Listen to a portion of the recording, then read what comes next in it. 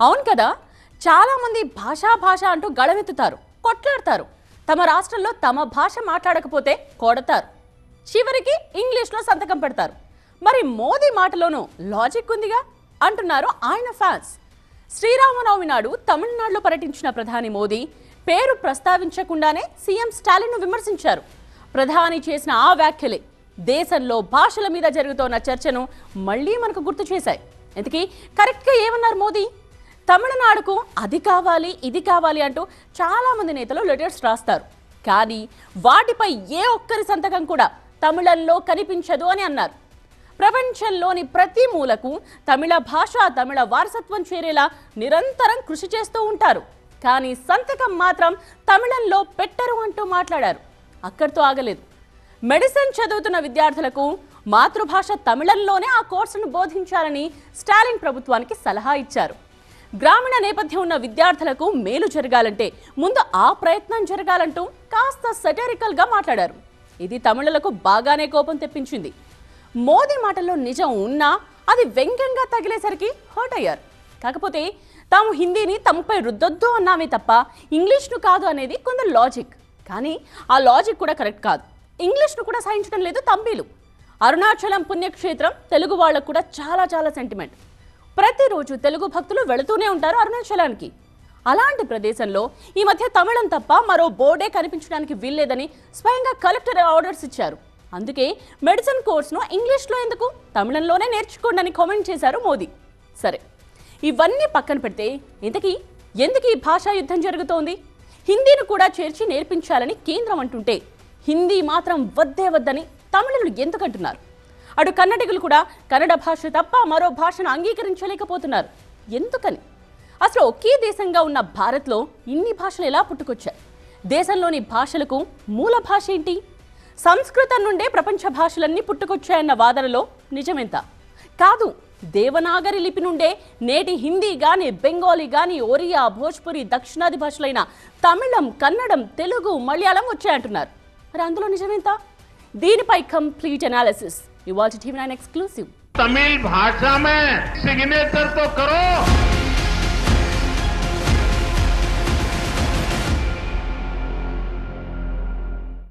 భాషను స్త్రీతో పోలుస్తుంటారు కొందరు. ఎందుకలా అంటే ఆడవాళ్ల వయసు మగాడి జీతం అడగకూడదు అంటారు కదా. ఆ కాంటెక్స్లో భాషను స్త్రీతో పోల్చుతారు. సరదాగా చెప్పుకునేది అయినా ఇందులో ఒక సీరియస్ పాయింట్ ఉంది. భాష ఎప్పుడు పుట్టింది అనే ప్రశ్నే అత్యంత అసంబద్ధం అంటుంటారు భాషావేత్తలు. ఏ భాష ఎప్పుడు పుట్టిందో ఎవరూ చెప్పలేరు అనేది దాని అర్థం. ఎన్నో మార్పులు చెందుతూ ఎన్నో రూపాలు మార్చుకుంటూ భాష పుట్టుకొస్తుంది. అలా కాలక్రమంలో కొన్ని వేల భాషలు పుట్టుకొచ్చాయి. తమిళం లాంటి కొన్ని భాషలు అత్యంత పురాతనమైనవి అని చెప్తూ ఉంటారు, కానీ పర్టికులర్గా ఎప్పుడు మొదలైందో ఎవ్వరూ చెప్పలేరు. సరే, ఇప్పటి గొడవంతా హిందీ వర్సెస్ తమిళం కాబట్టి హిందీ గురించి మాట్లాడుకుందాం.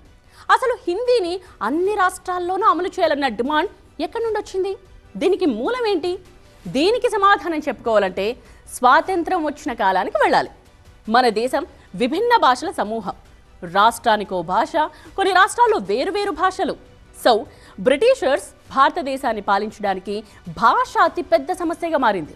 దీంతో విద్యా వ్యవస్థనే మార్చేసి బలవంతంగా అన్ని రాష్ట్రాల్లో ఇంగ్లీష్ను తీసుకొచ్చారు. కాకపోతే ఆ ఇంగ్లీష్ వల్ల అన్ని రాష్ట్రాలను ఏకం చేసినట్టయింది. రాష్ట్రాల మధ్య కమ్యూనికేషన్ పెరిగింది. భారతీయులు ఇవాళ ప్రపంచ దేశాల్లో వివిధ స్థాయిల్లో ఉన్నారంటే కారణం ఇంగ్లీషే. అయితే భారతదేశానికి స్వాతంత్రం వచ్చాక ఓ ప్రశ్న తలెత్తింది. రాష్ట్రాలను కేంద్రం సంప్రదించాలంటే ఏ భాషలో ఉత్తర ప్రత్యుత్తరాలు చేయాలనే దానిపై పెద్ద చర్చ జరిగింది. హిందీ అధికార భాషగా ఉంటే అందరికీ ఉపయోగంగా ఉంటుందంటూ 1949 సెప్టెంబర్ 14న నిర్ణయించారు.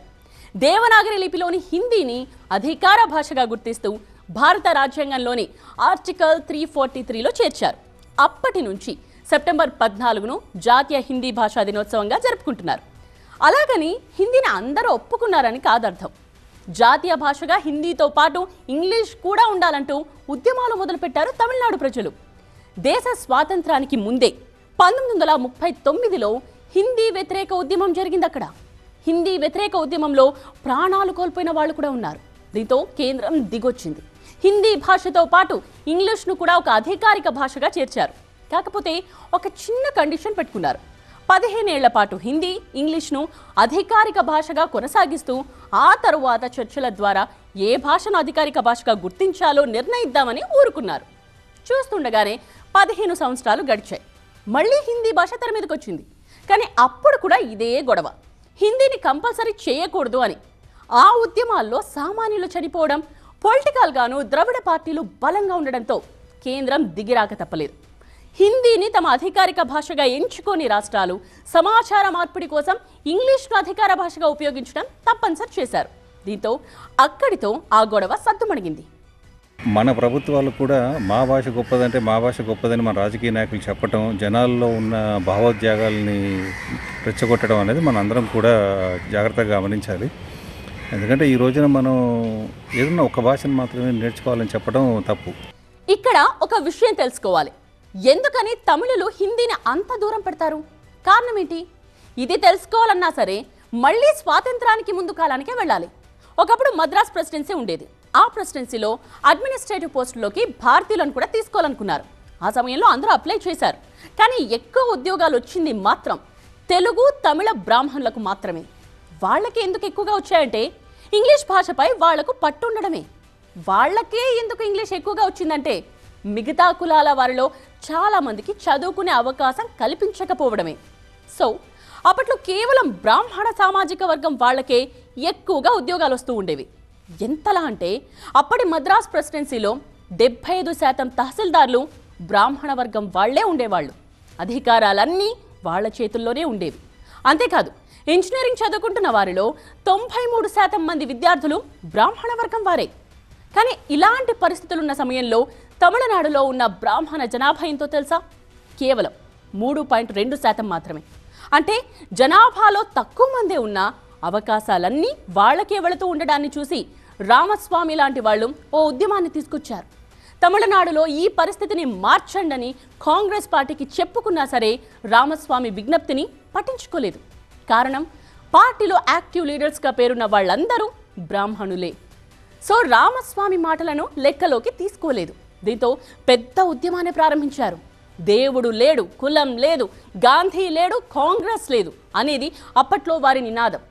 అది ఎంత పెద్ద ఉద్యమం అయిందంటే ఒకప్పుడు కాంగ్రెస్ పార్టీ తప్ప మరో పార్టీ కనిపించని తమిళనాడులో ఏకంగా ద్రవిడ పార్టీలు పుట్టుకొచ్చాయి. అలా సంస్కృతానికి, బ్రాహ్మణుల ఆధిపత్యానికి చెక్ పెడుతూ వచ్చారు. మరి ఇందులో హిందీ పాత్ర ఏంటి? హిందీ ఏం చేసిందని అడిగితే ఇంగ్లీష్ లాగే హిందీ కూడా చొచ్చుకొచ్చి బలహీన వర్గాల అవకాశాలను దెబ్బతీస్తుందని బలంగా నమ్మారు. ద్రవిడ దేశంలోకి కాదు, ద్రవిడుల పార్టీల్లోకి కూడా హిందీ ప్రవేశించకూడదన్న కసితో ఉండేవారు. ఇప్పటికీ అదే కంటిన్యూ అవుతోంది.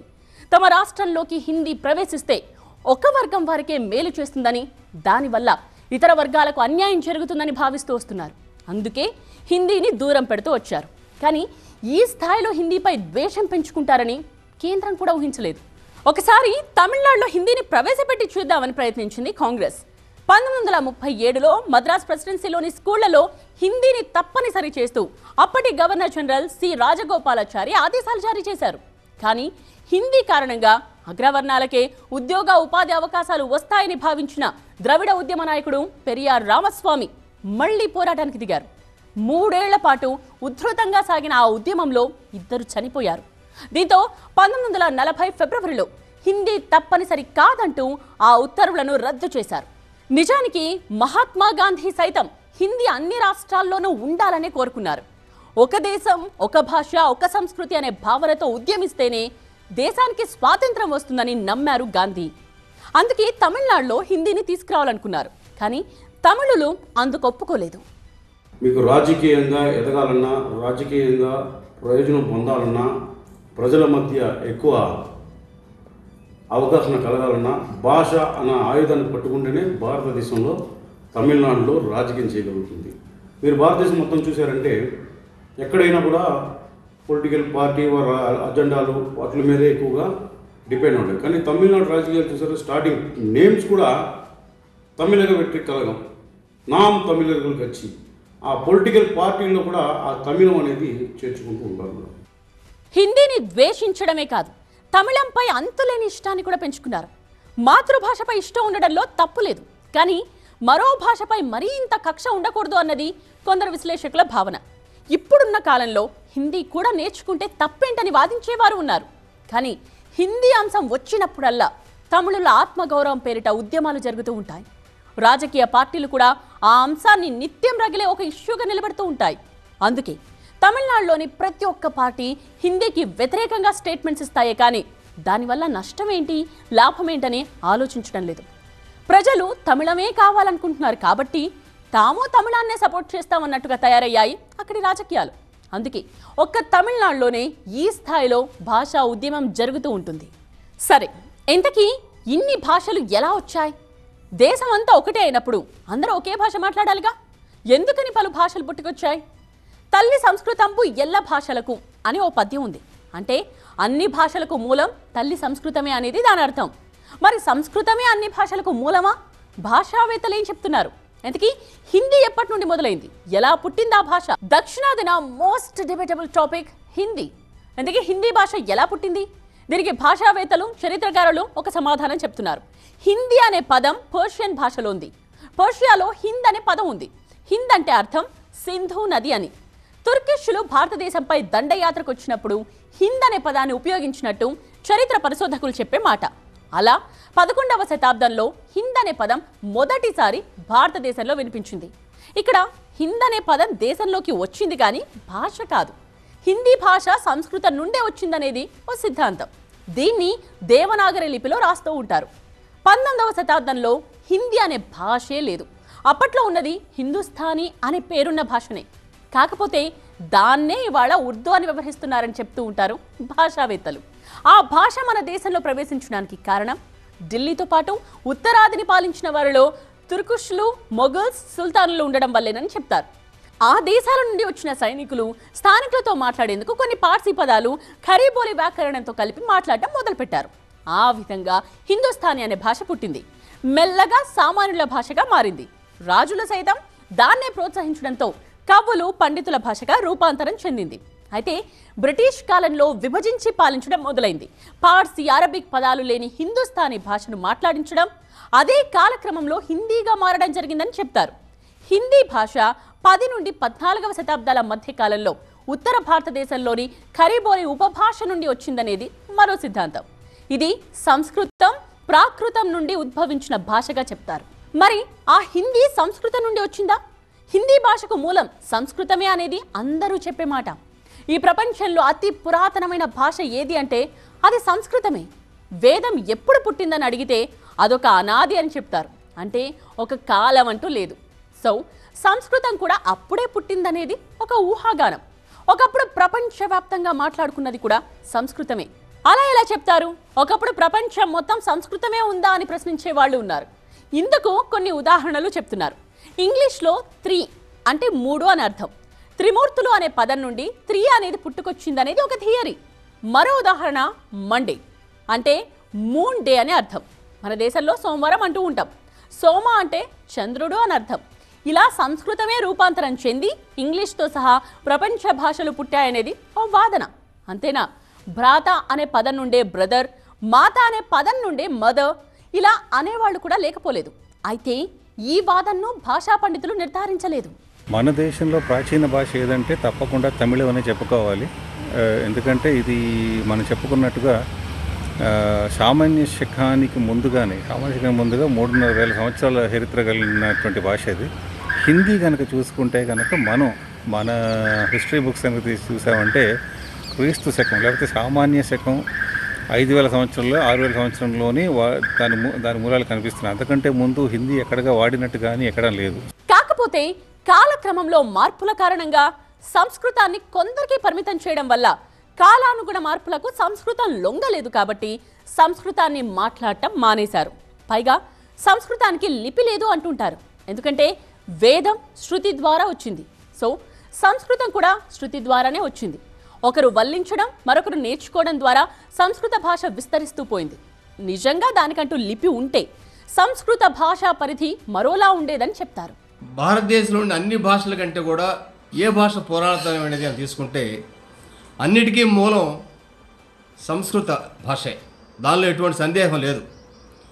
ఈ సంస్కృత భాష ఏ విధంగా కనుగొనడం జరిగిందంటే మొట్టమొదట రామాయణం గ్రంథం దొరికింది కూడా సంస్కృతంలోనే రాయబడింది. అదేవిధంగా అనేక వ్యాకరణాలు కానివ్వండి, ఇంకా గ్రంథాలు కానీ పురాణాలు కానీ అన్నీ కూడా సంస్కృత భాషలోనే రాయటం జరిగింది. దానిలో నుంచి వచ్చిన భాషలే మిగతా అన్నీ కూడా. అసలు భాష అంటే అర్థం ఒకరితో మరొకరు సమాచారాన్ని మార్పిడి చేసుకునే ఒక మార్గం, అంతే తప్ప ఎప్పుడు పుట్టిందో చెప్పడం కష్టం. అంతేకాదు భాష ఎల్లప్పటికీ ఉంటుందని కూడా చెప్పలేం. ఉదాహరణ సంస్కృతమే. ఓ 2500 ఏళ్ల కిందట ప్రాకృత భాష ఉండేది. ఇప్పుడు ఆ ప్రాకృతం లేదు. హిందుస్థానీ అనే భాష ఉర్దూగా మారింది. ఒకప్పుడు పార్సీ చాలా ఫేమస్, కానీ ఇవాళ మన గొడవలో లేదు. సింధు నాగరికతలో 4500 ఏళ్ల నాటి లిపి దొరికింది, బట్ దాన్ని చదివేవారే లేరు. సింధు నాగరికత నాటి లిపికి చాలా దగ్గరగా ఉన్న మరికొన్ని లిపులు కూడా దొరికాయి, కానీ వాటిని కూడా అర్థం చేసుకునే వాళ్ళు లేరు. ఎప్పుడో 1000 ఏళ్ల నాటి అక్షరాలు, అంకెలు, గుర్తులు తెలుసుకోవడం అసాధ్యం. ఎందుకంటే అక్షరం అంటే ఒక రకమైన కోడ్ అని దాని అర్థం. ఎలా పలకాలి, ఎలా పలికితే ఎలాంటి అర్థం వస్తుందనేది ఎవ్వరికీ తెలియదు. మరి మన దేశంలో ఏది పురాతన భాష? తమిళమే అత్యంత పురాతన భాష అని చెప్పుకుంటూ ఉంటారు తంబీలు. నిజంగా తమిళ భాషనే పురాతన భాష అయి ఉంటే సంస్కృతంలో రాసిన రామాయణ మహాభారతాలను ఎందుకని తమిళంలో అనువదించారు? తమిళమే ఆది భాష అయి ఉంటే ఆ రామాయణ మహాభారతాలను తమిళంలోనే రాసుండేవాళ్ళు కదా. మరి సంస్కృతంలోనే ఎందుకు రాశారు? ఎందుకంటే అన్నిటికంటే పురాతన భాష సంస్కృతమే కాబట్టి. ఏదేమైనా ఈ చర్చ ఎప్పటికీ ముగియదు. ఈ ఎపిసోడ్ మొదట్లో చెప్పుకున్నట్టు భాష ఒక స్త్రీ లాంటిది. భాషను మాట్లాడుకోవాలి, అభిమానించాలి తప్పితే ఎప్పుడు పుట్టిందన్నా పూర్వపరాల్లోకి వెళితే అంత దొరకడం కష్టం. భాష వయసు తెలుసుకోవడం అసాధ్యం. ఇది watch TV9 exclusive. This is Netra signing off. Tamil भाषा में सिग्नेचर तो करो.